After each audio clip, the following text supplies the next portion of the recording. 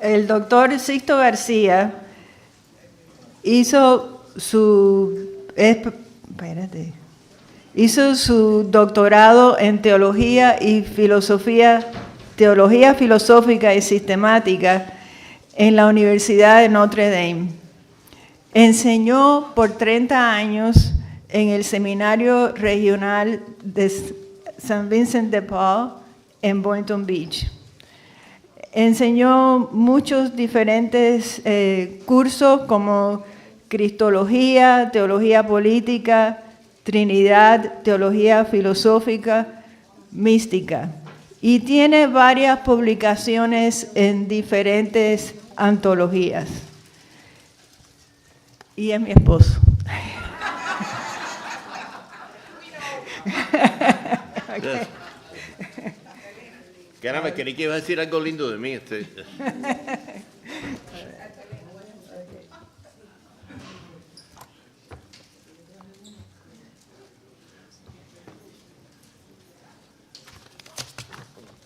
Quiero dar las gracias al padre Jorge Rojas, el director del CEI y de la Agrupación Católica Universitaria, al padre Marcelino, padre Pedro, a toda la comunidad jesuita de aquí, a todos los colaboradores del centro y a Alfredo Romagosa por el honor de invitarme a compartir algunas reflexiones hoy sobre Arrupe. Comencé a preparar esto y yo dije, ¿por dónde empiezo? ¿Verdad? Y entonces me acordé que hacía años había leído este libro de ensayos sobre el corazón de Jesús de Arrupe, escrito por Arrupe, ¿verdad? Y me acuerdo que en aquel entonces yo dije, esta es la fuente, este es el manantial, el ontanar de donde fluye toda la mística de Arrupe, toda su espiritualidad. Uno lee este libro, el título en inglés es In Him Alone is Our Hope. En Él solamente está nuestra esperanza, que es una frase tomada de las constituciones de la compañía. ¿Verdad? Texto sobre el corazón de Jesús de Pedro Arrupe. Y esto sería un punto propicio para empezar, porque yo dije, quiero dividir esto como en dos partes. La primera es presentar de nuevo ese manantial, esa fuente, de la espiritualidad de Arrupe, de ese compromiso y ese amor apasionado con Jesucristo, ¿verdad? Que es la razón de ser de todo lo que Él dice y hace. La razón de ser, ¿no? Lo que define, ¿no? Su compromiso apasionado con la justicia social, su redefinición de la misión de la compañía en términos de la fe que hace justicia, ¿no? Y en términos de la comunión con los más pequeños de los pequeños, la confrontación profética ante la opresión, el devenir un clamor vivo por la justicia y la compasión hacia aquellos que no tienen voz. Esto para él fluye inevitablemente. De nuevo, si me permiten repetir la metáfora, como un río de su manantial de la espiritualidad del corazón de Jesús. ¿Verdad? Más adelante citaremos a Arrupe que dice, Jesús es el modelo ideal en su corazón de la persona para los demás. El hombre para los demás, la persona para los demás. Arrupe en esto se sitió en una antigua tradición de la Compañía de Jesús como receptora y promotora de la espiritualidad del Sagrado Corazón. San Pedro Canicio en el siglo XVI, jesuita y doctor de la Iglesia, uno de los 37 hombres y mujeres que la Iglesia ha proclamado como tal. No, en el siglo XVII, Claude de la Colombière. Aquí hago una pausa que no tiene que ver realmente con el tema. Durante un tiempo yo le estaba pidiendo primero al padre Marcelino, ahora se lo pido al padre Rojas, ¿verdad? Y a los que nombren aquí un cuarto por lo menos, un salón en honor de San Pedro Canicio, mi jesuita favorito después del fundador.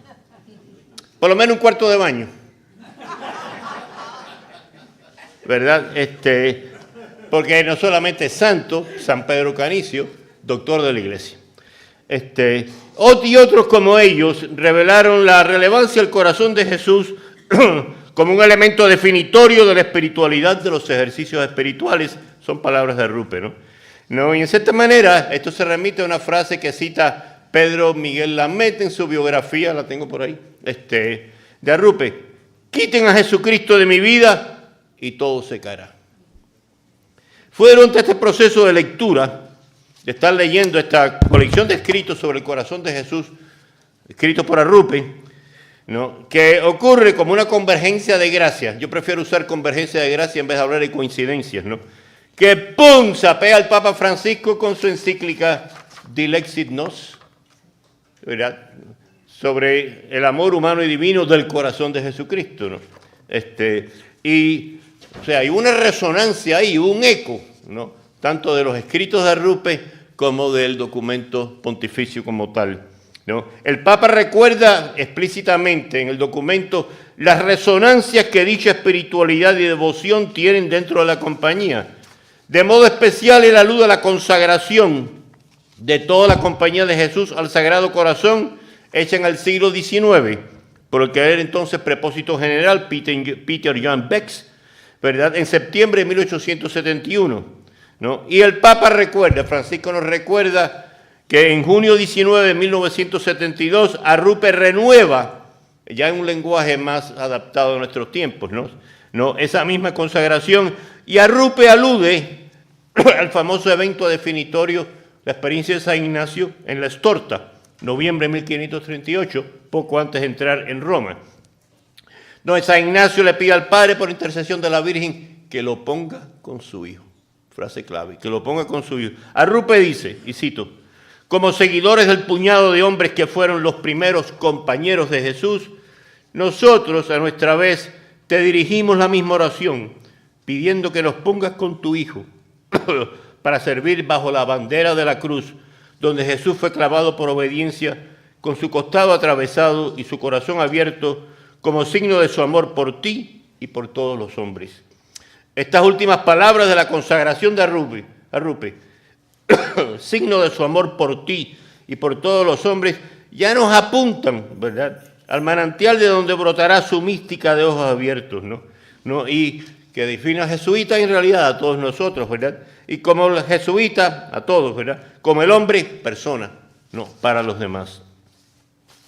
Fundamentos teológicos de esta espiritualidad, Pedro Miguel Lamet, en la biografía a la cual aludí, ¿no?, titulada Arrupe, testigo del siglo XX, profeta del XXI, nos dice que los tres teólogos y pensadores favoritos de Arrupe, tenía sus libros al lado de su mesa de cama, ¿no?, eran el jesuita alemán Karl Rahner, el jesuita francés Henri de Lubac y el también jesuita francés Pierre Teilhard de Chardin.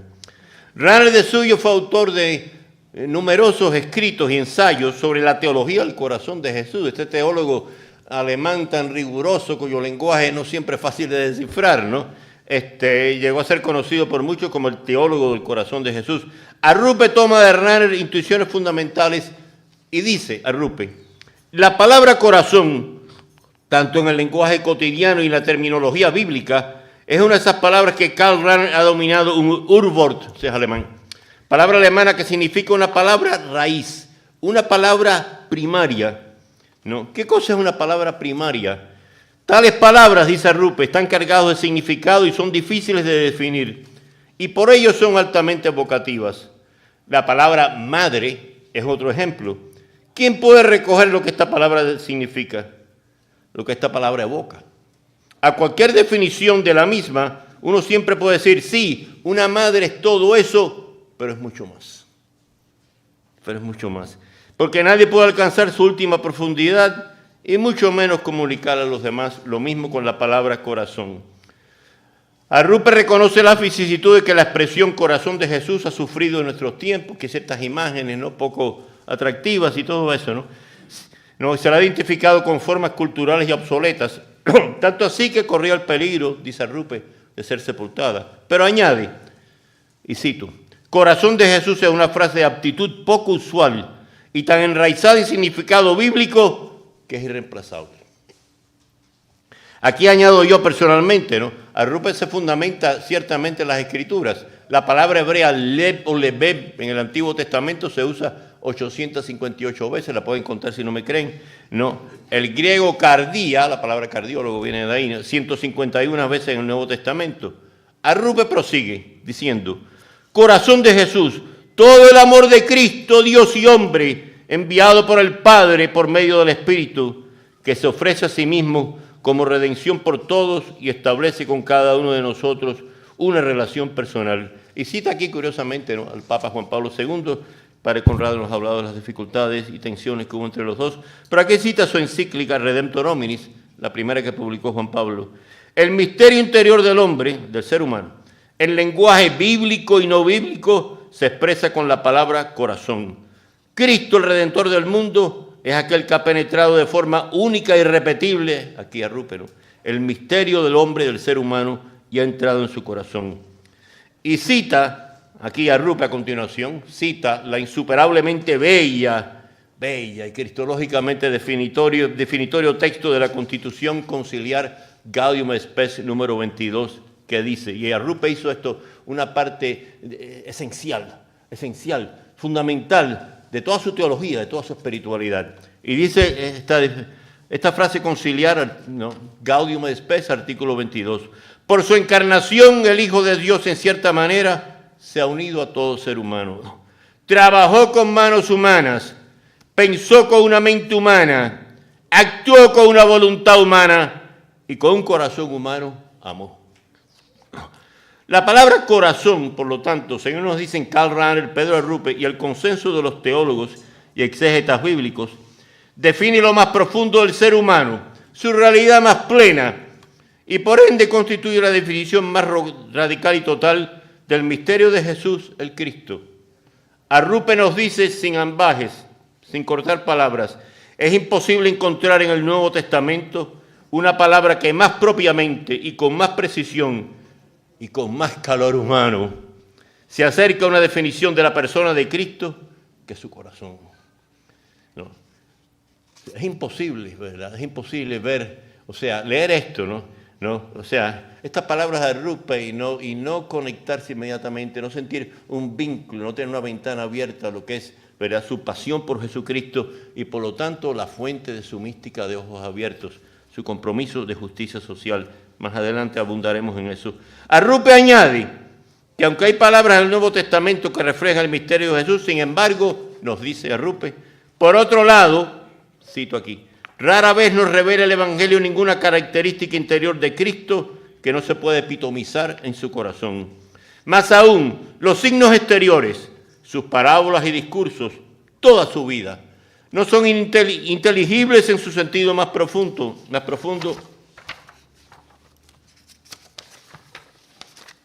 sino son leídas desde el punto de vista de su corazón. El amor de Jesús, el Cristo, se ha revelado y expresado plenamente en su corazón.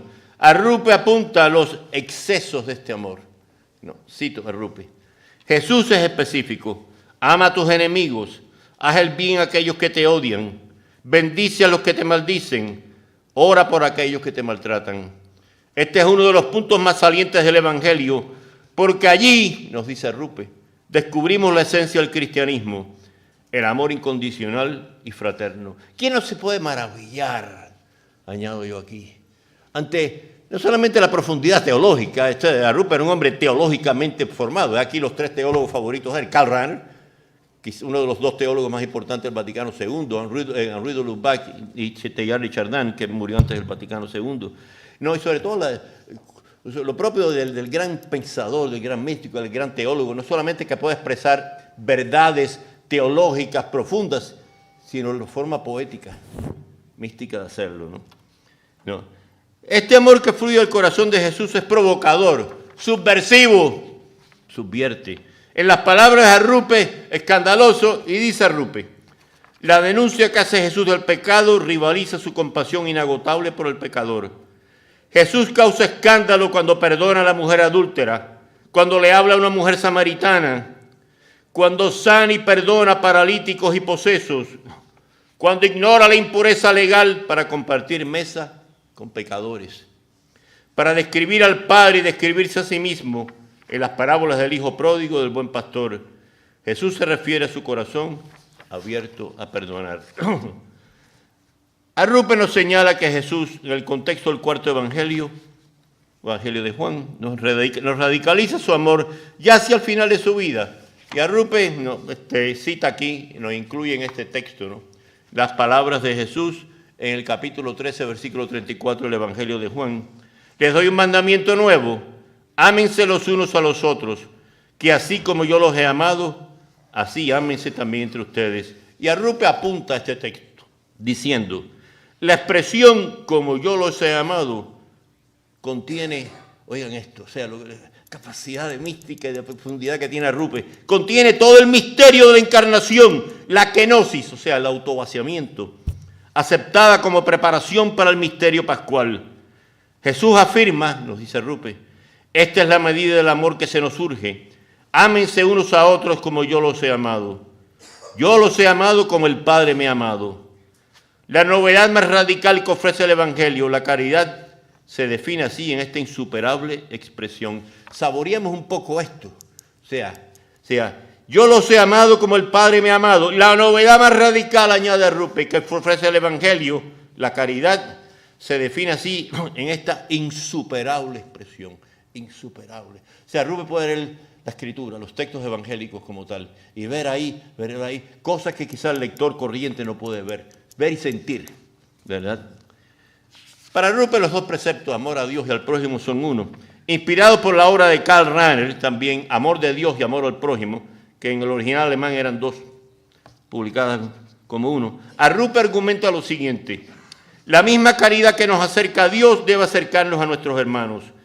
En ellos debemos encontrar a Dios. Cristo está en ellos, sobre todo en los más necesitados, en los pobres, en los más pequeños.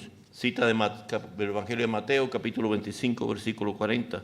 Durante toda su vida, Cristo mostró su predilección por ellos y siguiendo su ejemplo, aquí apunta ya el decreto cuarto de la Congregación 32, debemos también darles nuestra preferencia, ¿verdad?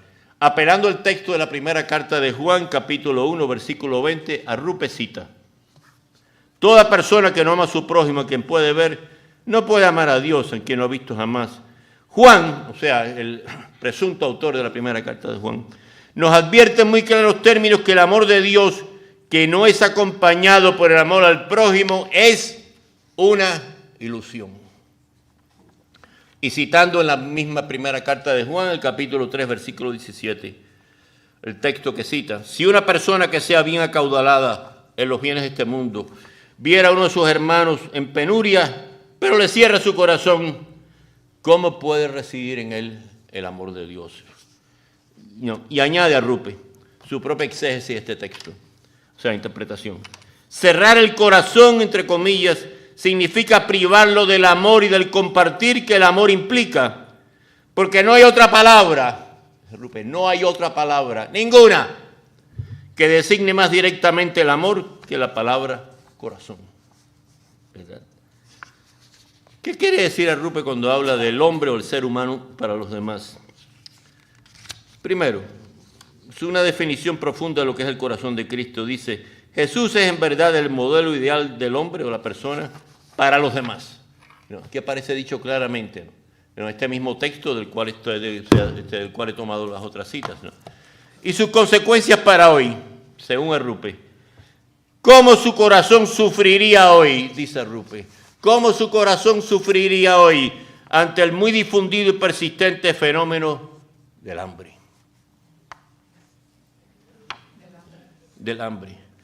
¿Cómo su corazón, dice Arrupe, sufriría hoy ante el muy difundido y persistente fenómeno del hambre? Es muy difícil leer esto. No, es imposible. Haría falta una opacidad, una densidad mental espantosa para no ver aquí a un místico, ¿verdad? Es un místico cuyos ojos, ¿verdad?, cuya visión de las cosas se va abriendo, ¿verdad? Se va abriendo cada vez más, ¿no? La esencia de la mística de ojos abiertos, que define al ser humano, el hombre, la persona para los demás, es decididamente cristocéntrica. Arrupe cita a Karl Barth, curiosamente, murió en 1968, el más notable teólogo protestante de su época. Su monumental síntesis, la de Barth, la dogmática eclesial, él era suizo, fue admirada por algunos papas explícitamente. San Pablo VI, San Juan Pablo II, admiraba a Barth, y mucho antes que ellos, créanle o no, Pío XII, ¿verdad? ¿Qué frase de Barth, qué pensamiento de Karl Barth, este gran teólogo reformado, ¿no?, es la que a Arrupe le impacta? Barth dice: dime cuál es tu cristología y te diré quién eres. ¿Cómo Arrupe interpreta esto? Arrupe dice, y cito: la idea que nos hemos formado de Cristo determina nuestra relación con Dios, con la humanidad y con el mundo.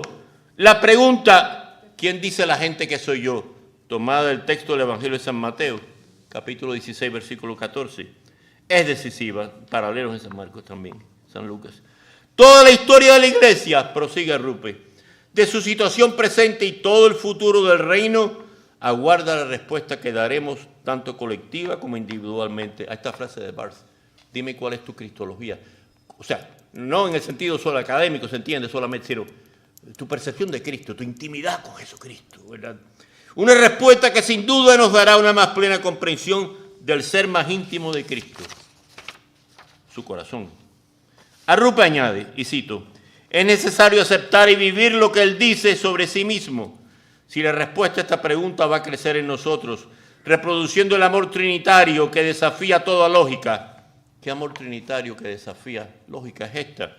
Dice Rupe, el milagro de amor que fluye del corazón de Cristo, que es escándalo para los judíos, locura para los gentiles. Una de mis frases favoritas de San Pablo, primera carta a los Corintios, capítulo 1, versículo 23. ¿No?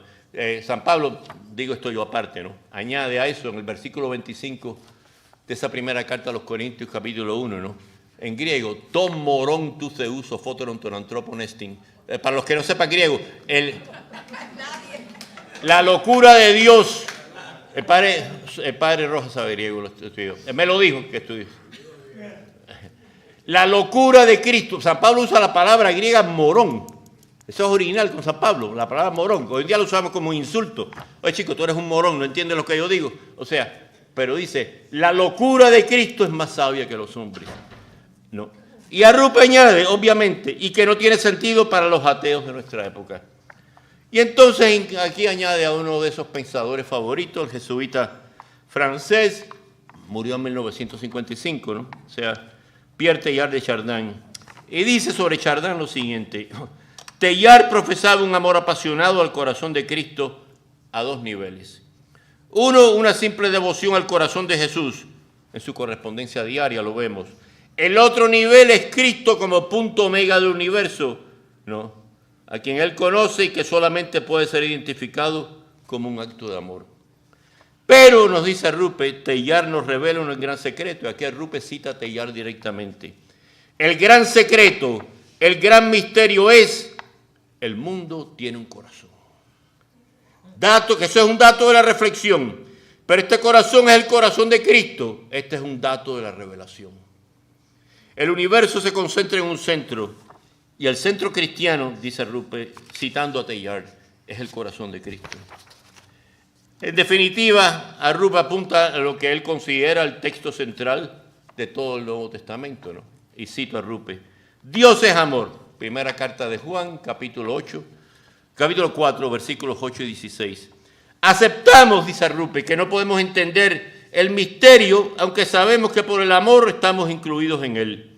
El amor definido no por su objeto, sino por la disposición del que ama, solamente puede ser uno.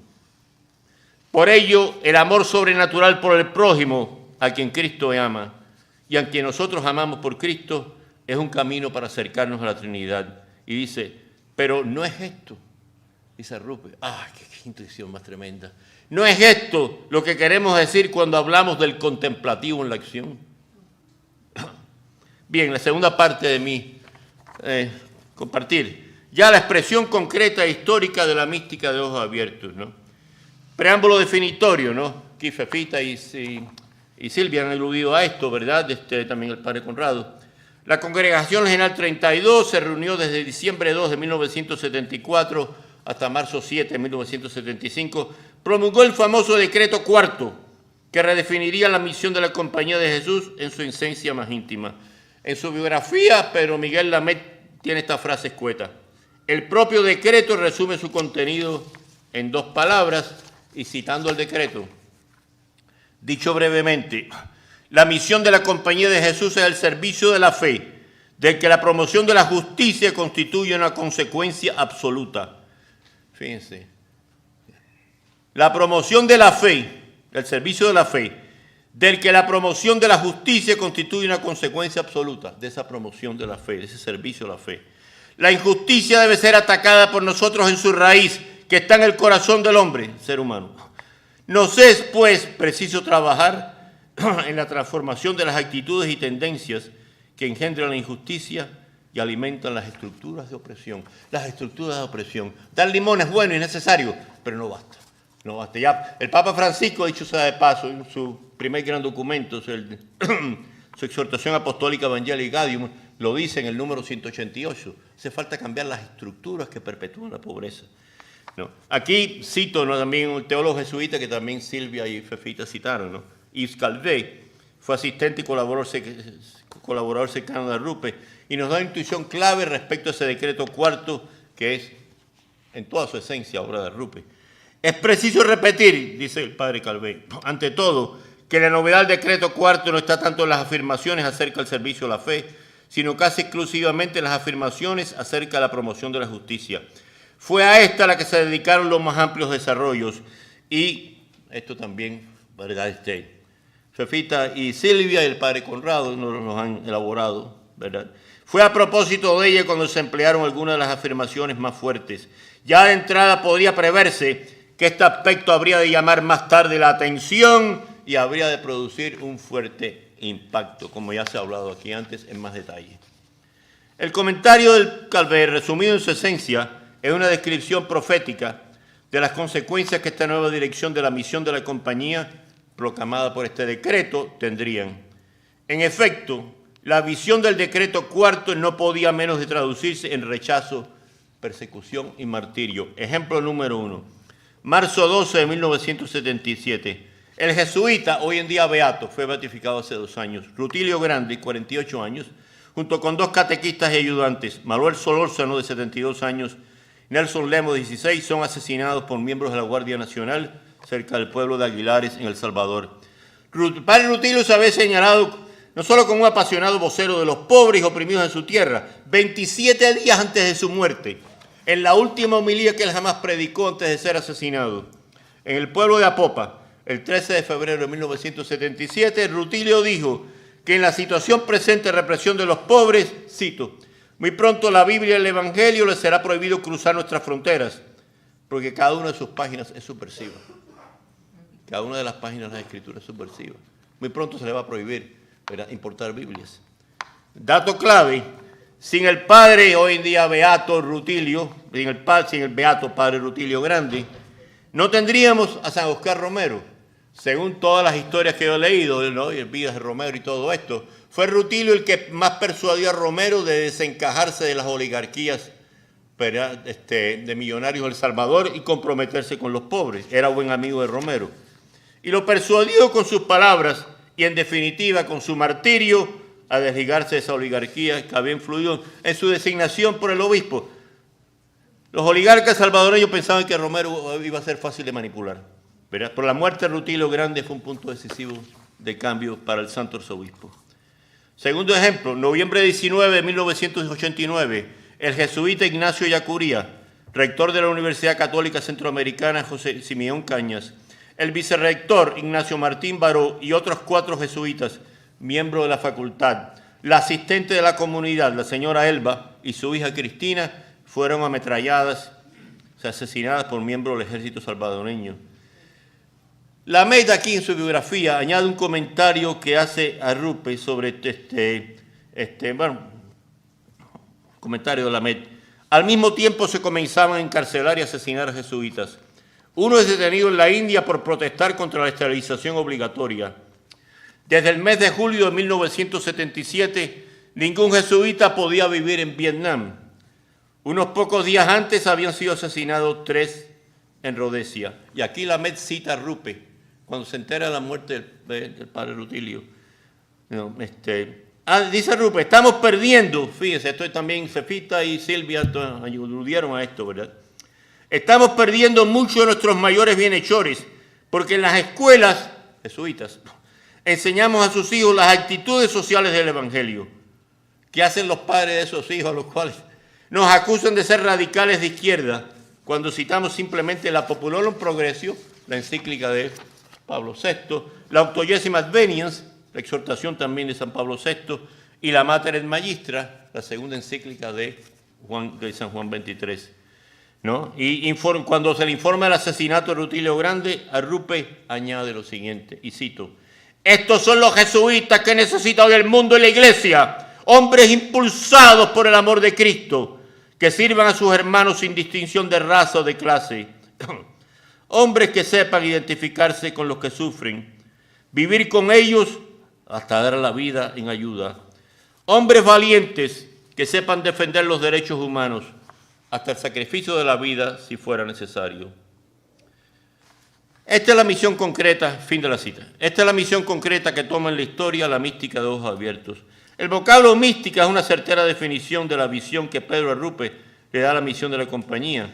Mística viene de la raíz griega mys, que se remonta mucho a los cultos mistéricos antiguos, ¿no? De los siglos II antes al siglo II después de Cristo, ¿no? Cuyo sentido original remite a esos cultos mistéricos y remite al silencio, a lo que siempre fue característica de Arrupe. Esa foto de él orando en un kimono japonés así lo identifica, así lo refleja. El pasmo y el asombro ante la grandeza, la belleza y el amor de lo divino. El pasmo y el asombro. En uno de sus diálogos, el Teateto, el filósofo griego Platón, hace decir a uno de sus caracteres, a Sócrates, su maestro, decirle a un joven filósofo: Teateto, veo que vas a ser un buen filósofo, porque siempre estás lleno de pasmo y asombro.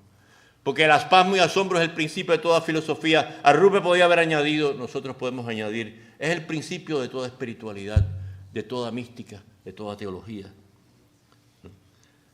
En clave cristiana, la mística de ojos abiertos exige por su propia esencia un asombro y maravilla ante la imagen de Dios en el ser humano. Esto lo vemos en el libro de Génesis, en capítulo 1, versículo 26. Una dignidad que, cuando sufre degradación, opresión, humillación bajo las estructuras de poder y dinero del mundo, invita de por sí un compromiso radical, subversivo, provocador, que siempre será riesgoso para un testigo del Evangelio, en particular para aquellos como Ignacio y sus seguidores que desean, como en la estorta, ser puestos con el Hijo, ser puestos con Jesús, con Jesucristo, cuyo corazón abierto no excluye a nadie. Aquí también tenemos el significado definitivo de lo que Arrupe llama el ser un hombre persona para los demás. La expresión tiene una profundidad no fácilmente discernible. Aquí es bueno hacer un poco de antropología teológica, propongo yo, ¿no? No se asusten por las palabras antropología teológica. Lo que sigue lo voy a decir en latín, así que no. Aquí es bueno, o sea, ser para alguien no es algo que se le añade a la persona, a la identidad humana. Dios me creó como tal y luego me hizo para otros, no. Creación y vocación son la misma cosa. Dios nos crea ya desde el momento de nuestra concepción para algo, para alguien como tal. Todos somos creados para algo o alguien. El hombre persona para los demás es aquel o aquella que libremente define lo que él o ella es por naturaleza en clave de autodonación, de autoentrega, de desgaste y muerte por los demás. La mística de ojos abiertos es la vivencia definitiva de la persona para los demás. Es decir, para aquellos que no tienen voz para clamar por la justicia, por la liberación de las opresiones del hambre, el desprecio, el racismo. En dos palabras, la mística de ojos abiertos resulta en el compromiso con los amados preferencialmente por Jesús, con los amados preferencialmente por Pedro Arrupe, el místico por excelencia de ojos abiertos, la persona por excelencia para los demás. Gracias.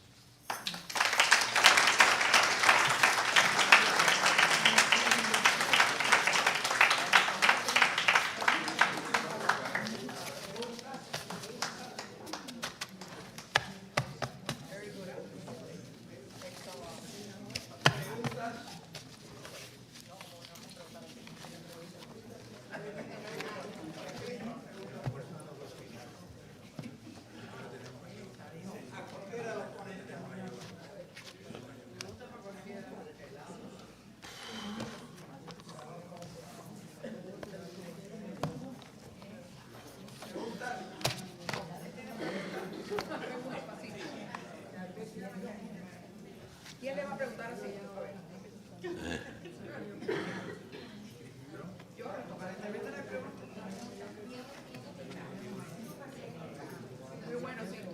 Gracias. Este de aquí está en Amazon. En Amazon. In Him alone is our hope. In Him alone is our hope. Son escritos El subtítulo es Text on the Heart of Jesus by Pedro Arrupe S.J. El ISBN, bueno, un momentico, por favor. 978 1 947617 148. Repito, 978 1 947617 148. Mientras más pida, me da un porcentaje. No.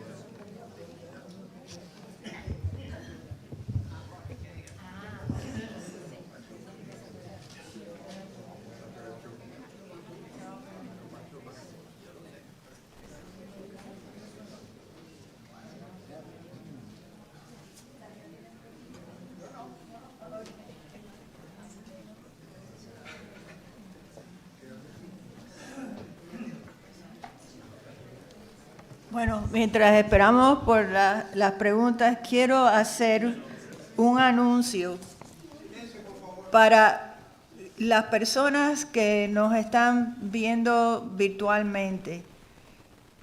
El evento de la 1 de la tarde no va a ser transmitido en vivo. La transmisión en vivo se reanuda a las 2 p.m. ¿sí? La transmisión en vivo se reanuda a las 2 p.m.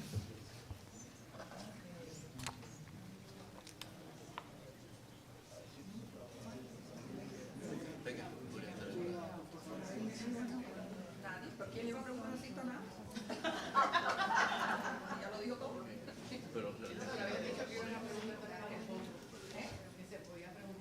Otra pregunta.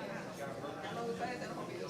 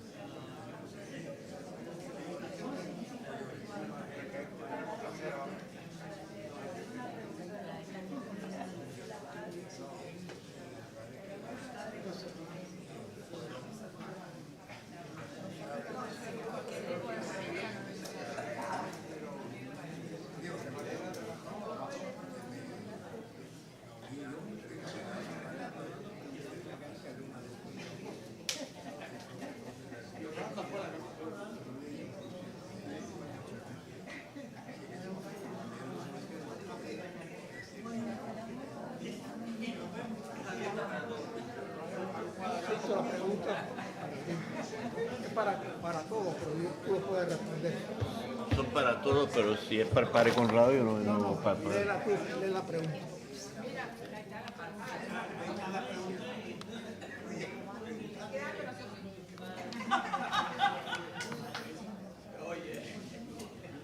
Bien, aquí tengo una pregunta bastante cargada. Se la quisiera delegar a otro, pero bueno. ¿Qué tanto daño hizo la teología de la liberación a la actualidad latinoamericana? Hay dos cosas que yo quiero decir. Primero, aquí hay un error espantoso, ¿no?, que se circula aún entre teólogos, ¿no?, y académicos, ¿no?, en Estados Unidos, ¿no? Cuando hablan de la teología de la liberación, hablan de una teología de la liberación. se pueden identificar 4 o 5 por lo menos tradiciones o corrientes de teología de la liberación, que van de las más moderadas, ahí Juan Luis II quizás sea un ejemplo de eso, ¿verdad? El jesuita uruguayo, ¿no? A la más izquierdista, ¿no? La de José Porfirio Miranda, ¿no? Que escribió libros titulados Marx y el cristianismo, ¿no? O sea, un individuo que se confesaba un cristiano marxista, ¿no? O sea, que van de un extremo al otro y pasando por todos los matices en el medio, ¿no? O sea, que depende de qué teología de la liberación. Quizás las que más predominaron fueron aquellas que, curiosamente, no tenían, que más influencia tuvieron, ¿no? Gustavo Gutiérrez, fíjense, Gutiérrez, que murió hace poco, murió hace 6 semanas, 5 semanas o algo así, ¿no? De 95 años de edad. Gutiérrez fue invitado por el Papa Francisco a dar charla en el Vaticano, ¿verdad? Creo que Francisco fue electo en marzo del 2013, fue a fines de ese año, ¿no? Principios del año siguiente. Sí, Gutiérrez fue invitado, ¿no? Y le dijeron, le preguntaron precisamente, ¿no? Le preguntaron, ¿no? La referencia aquí, la referencia de la pregunta de Gutiérrez a 2 documentos de la congregación, hoy en día dicasterio, la Congregación de la Fe, ¿verdad? De 1984 y 1986, donde había críticas. Si uno lee bien esos documentos, no son críticas así a barrida suelta de toda la teología de la liberación, sino a ciertas formas, aquellas que se inspiran en argumentos o fundamentos o principios marxistas propiamente, ¿no? Pero si uno lee sobre todo el documento de 1984, es bastante flexible respecto a la teología de la liberación en general como tal, en general, ¿no? Y Gutiérrez dijo, bueno, a esa pregunta que le hicieron en el Vaticano, donde estaba dando una charla, a invitación de Papa Francisco, ¿no? O sea, toda teología auténtica, toda teología que pretenda testimoniar, proclamar, reflexionar sobre Jesucristo, el liberador, tiene que ser teología de la liberación, ¿verdad? Aunque no se le llama así, como tal, ¿no? No, el daño ha sido hecho, me parece a mí, en mi humilde opinión, y claro que aquí puede haber mucha diversidad de opiniones, ¿no? Ha sido hecho por la mala interpretación de lo que es la teología de la liberación, de la cual, repito, existen por lo menos 4 o 5 vertientes como tal, que van de las más moderadas, de las más centristas, de las más centrales propiamente, hasta las más extremas como tal. Se han adoptado muchas veces, uno habla de teología de la liberación y citando esto una teología marxista, toma puntos de vista de Marx, sobre todo la alienación, y fíjense, ese es un punto clave, la alienación. Marx habla de la alienación del obrero, ¿no? Del producto de su trabajo, de los demás obreros, ¿verdad? De la sociedad y todo eso. Juan Pablo II hace una referencia explícita al concepto de alienación de Marx, creo que es en centésimos años, ¿verdad? Y dice, Marx nos recordó que hay un proceso de alienación del hombre, pero no es lo que él dice. Es nuestra alienación precisamente lo que es el sentido último de nuestra vida, nuestro encuentro con Dios, ¿verdad? O sea, nuestro encuentro con Dios y por lo tanto el testimonio que debemos dar de Jesucristo en nuestra vida aquí como tal. O sea que Juan Pablo II reconoce, ¿no?, que hay una cierta verdad en hablar de alienación, no en el sentido en que lo hace Marx, ¿entiende? Como él mismo dice, ¿no? Aquí estoy citando a San Juan Pablo II, ¿verdad? O sea que el daño ha sido hecho por la mala interpretación, primero, o por la adopción de aquellas vertientes de la teología de la liberación que hacen un uso libre, si es que no se identifican con la filosofía marxista como tal, marxista-leninista. El mexicano José Porfirio Miranda es un caso de esos. Hay que ver los libros que él escribe, ¿no? O sea, primero, no tiene sentido teológico, ¿no? Segundo, son una propaganda marxista barata, ¿no? O de la mala comprensión de que hay, de que debido precisamente, es que hay mucha gente, ¿no?, que oyen campanas y no saben dónde, ¿no? Teología de la liberación, todo eso es marxista, todo eso es... Momentico, pero ¿de cuál vertiente está usted hablando? ¿De quién? ¿De cuál de los teólogos liberacionistas? ¿De Hugo Asman? ¿De Gustavo Gutiérrez? ¿De Leonardo Boff, que representaba una posición más o menos intermedia? ¿De Juan Luis II, el jesuita uruguayo? Y todo, ¿de quién está usted hablando cuando habla de teología de la liberación? No, de teología de la liberación, todos son marxistas. No, todos son marxistas. No. Hay algunos de ellos se les ha dado el nombre teología de la liberación sin que los proponentes hayan usado ese nombre como tal. O sea que el daño ha sido causado, mi humilde opinión, ¿verdad?, por la confusión espantosa que hay sobre lo que es teología de la liberación y lo que no es como tal, ¿verdad? Sí. Gracias, doctor. Quería hacer una aclaración. Sí. Carmen tiene una pregunta bastante parecida, pero yo quería hacer una aclaración. ¿Me oye? Sí. Que dice Carmen aquí que ella piensa que se le asocia a la teología de liberación con el padre Arrupe. Yo estudié este caso porque pensé que venía. La teología de liberación no es de Arrupe, ni siquiera es jesuita. O sea, ya venía cuando Arrupe, fíjate que ustedes hablaron también de que muchas de las obras habían empezado ya del 50 y pico. Así que yo no sé, yo no pude encontrar quién fue la primera persona que usó la frase, pero no fue Arrupe decididamente. Ahora, la segunda... sí. El libro de Gustavo Gutiérrez que se titula Teología de la Liberación se publicó en el año 71. No, pero La segunda edición. Mucho antes de eso. La segunda edición. ¿Y la primera 63? Creo que fue en el 68 o principio del 69. Ya desde eso, desde antes ya los jesuitas... Pero hubo otras modificaciones, en el año 72 hubo otra, en inglés ha traducido también como una modificación ulterior, ¿verdad? Pero que desde antes ya había mucho movimiento. Sí, Sí. sin duda. Pero sí, Carmen. Solo para aclarar. Sí. ¿Puebla qué año fue? 68. 79. En el 68. La segunda. No, Puebla, 79, perdón, febrero del 79, sí. ¿El concepto como tal nace en Puebla? No. Ya en Medellín ya se hablaba. Gustavo Gutiérrez estuvo presente en Medellín, la segunda convocatoria del Episcopado Latinoamericano y del Caribe, ¿verdad?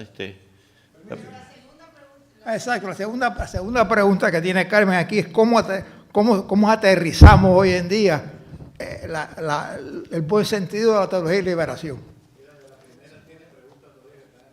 Sí. Quisiera aclarar algo. En mi punto es el siguiente.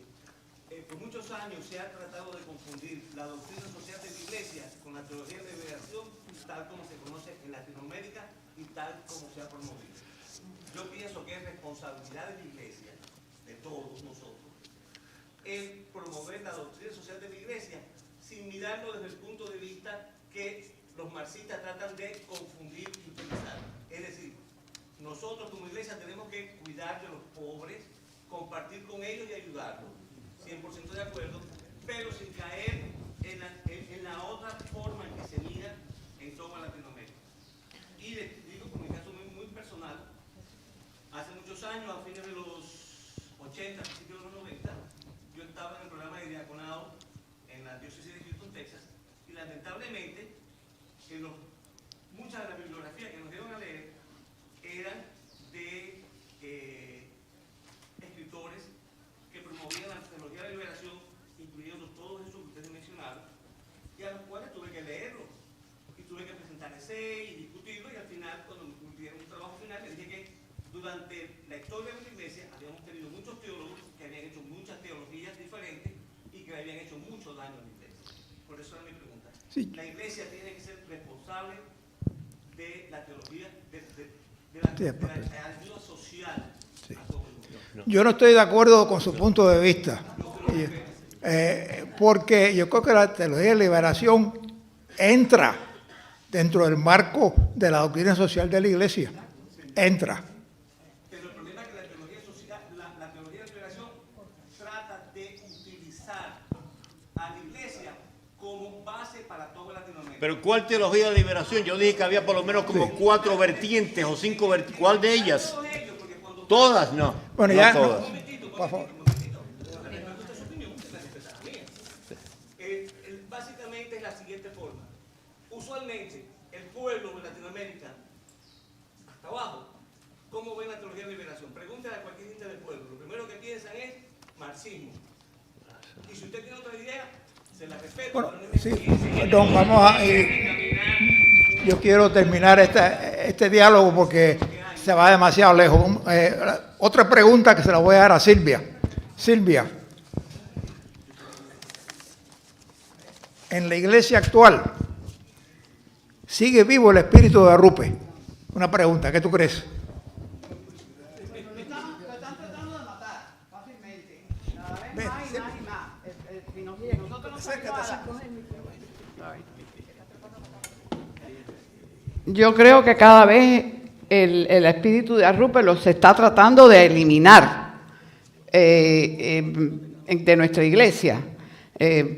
Vaya, esa es mi opinión. A lo mejor yo estoy mal, pero hay que hacer todo lo posible por difundir todo esto que nosotros sabemos, la lucha por la justicia social, que va unida a la idea de Arrupe de que el hombre y la mujer no puede decir que ama a Dios si no ama al hermano. Y al hermano no solamente se le dice, ay, como dice la carta a Santiago, vete en paz, vea muy bien, sino lucha por cambiar las estructuras que están haciendo que esa persona no tenga pan. Eso es para mí lo que mi opinión. Padre Rojas, que dice Sería bueno que citara fuentes que impiden que se conozca la figura de Arrupe. No lancemos criterios hacia el aire sin tener la fuente que eso avale ese comentario. Tienes las fuentes aquí al tope de mi cabeza, no las tengo. Pero el discurso que citáramos fuentes donde se dice eso. Lo de que la justicia fue en el discurso en el discurso de. Es la figura de Arrupe la que están preguntando. Sí. Si hoy día en la iglesia tiene vigencia o no. Claro que tiene vigencia. Estás diciendo que se están cargando la figura de Arrupe. Bueno, hay mucha gente que no la respeta. ¿Dónde está eso? Ah, bueno, no. Entonces así. O sea, no como iglesia. No como iglesia quizás, bueno, pero yo no la veo viva. Yo personalmente no la veo viva en la iglesia que yo pertenezco en este momento. Está de mal, pero Yo solamente quería añadir esto, una vez cité el siguiente comentario. Cité el siguiente comentario sin decir el autor. Y le pedí a mis estudiantes, los 30 años, yo estoy en el seminario de San Vincent de Paul, allá en Boynton Beach, 30 años, ¿verdad? Y les leí la siguiente frase, sin identificar el autor. Y dice, cuando tú le niegas a los pobres lo que les hace falta, dice, cuando tú le das a los pobres lo que les hace falta, no les estás haciendo un favor. Les estás devolviendo lo que les pertenece y que tú has robado, porque lo que Dios ha creado para el uso de muchos, unos pocos se lo han apropiado.